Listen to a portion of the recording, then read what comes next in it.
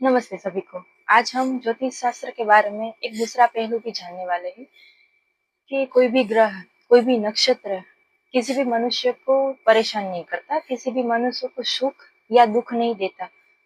तो फिर मनुष्य के लाइफ में जो भी परेशानियां आती है, जो भी सुख दुख आता है, वो किस वजह से आता है? वो आता है केवल और केवल मनुष्य के खुद के कर्म से। उसने अपने पूर्व जन्म में जो भी कर्म किए हैं वो इस जन्म में लेकर आता है, और इस जन्म में वो जो भी कर्म कर रहा है वही वो भोगता है। एक ज्योतिष शास्त्र आपको सही दिशा, सही गाइडलाइन दिखाता है, ना कि आपका भविष्य दिखाता है।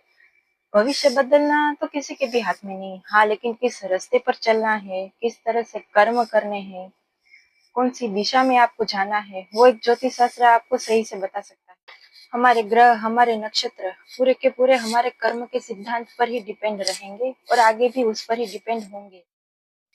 तो फिर मनुष्य अपनी कुंडली विश्लेषण क्यों करवाते हैं? ग्रहों के लिए शांति, हवन, यज्ञ, पूजा पाठ आदि क्यों करवाते हैं? रत्न धारण क्यों करते हैं? वो इसीलिए करवाते हैं क्योंकि उसको एक सही दिशा मिले।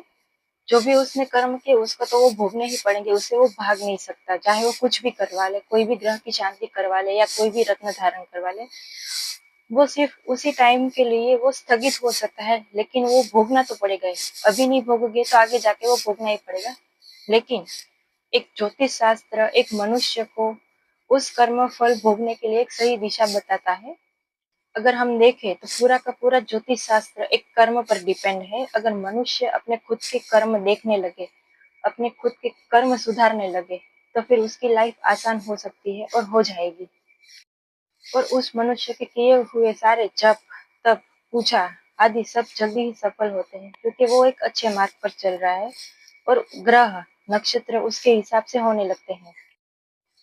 उस मनुष्य को अपनी लाइफ में कोई भी ग्रह या नक्षत्र कभी भी परेशान नहीं करता।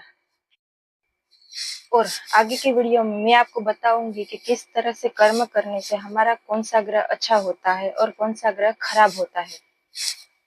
धन्यवाद।